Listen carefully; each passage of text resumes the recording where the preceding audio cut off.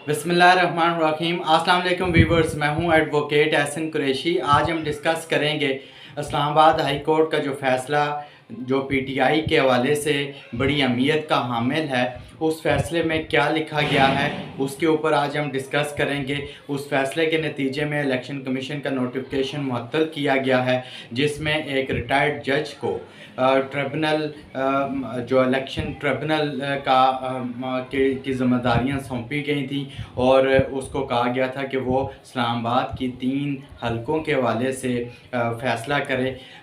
आज उसका फ़ैसला जो महफूज फ़ैसला था वो सुनाया गया है। उस फ़ैसले के अंदर क्या लिखा गया है इसके ऊपर आज हम डिस्कस करेंगे और ये भी डिस्कस करेंगे कि इसका पीटीआई को फ़ायदा हुआ है या इसका नुकसान हुआ है।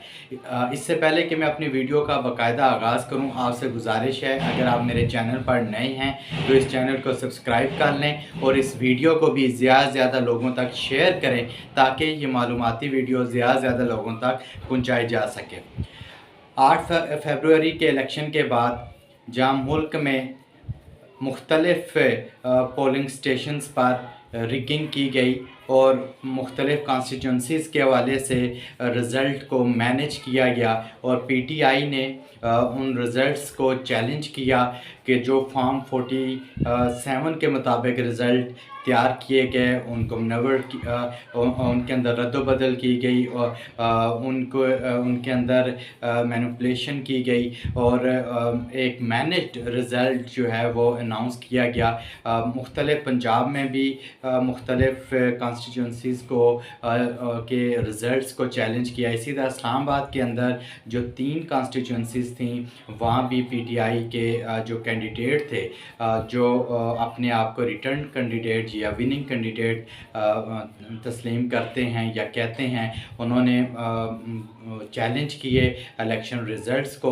इस्लामाबाद के हवाले से आज बिलखसूस डिस्कस करेंगे कि इस्लामाबाद में जब जो इलेक्शन ट्रिब्यूनल बना तो उसमें जस्टिस तारिक महमूद जहांगीरी साहब को ये इख्तियार दिया गया कि वो इस तीनों हलकों का जो फ़ैसला है वो करेंगे और वो रिकॉर्ड तलब करके दोनों फ़रीक़ैन को सब फ़रीक़ैन को सुनने के बाद जो है वो फ़ैसला करेंगे।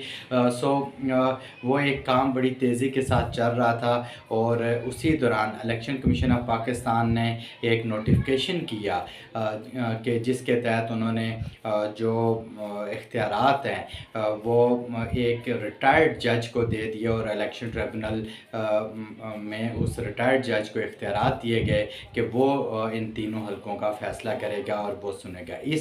उस नोटिफिकेशन को जिसके तहत जो जस्टिस तारिक महमूद जहांगीरी साहब को रोका गया था कि उनसे काम वो जो इलेक्शन ट्रिब्यूनल है उनका जो काम था वो किसी और को ट्रांसफ़र किया गया, एक रिटायर्ड जज के हवाले किया गया कि वो फ़ैसला करेगा। उसको चैलेंज किया पीटीआई ने और चैलेंज जब किया तो वहाँ हेयरिंग हुई।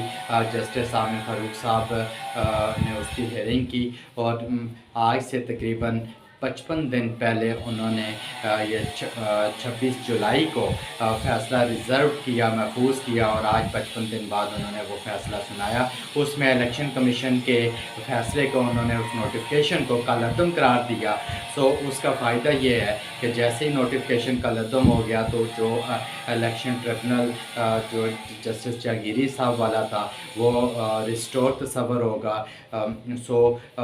अब इसमें एक जो टेक्निकली जो फेवर गवर्नमेंट को भी दी गई फ़ैसले में वो ये है कि उन्होंने साथ ही ये डायरेक्शन दे दी कि इस ट्रिब्यूनल के हवाले से जो फ़ैसला है वो इन अकॉर्डेंस विद लॉ जो है वो इलेक्शन कमीशन दोबारा करे।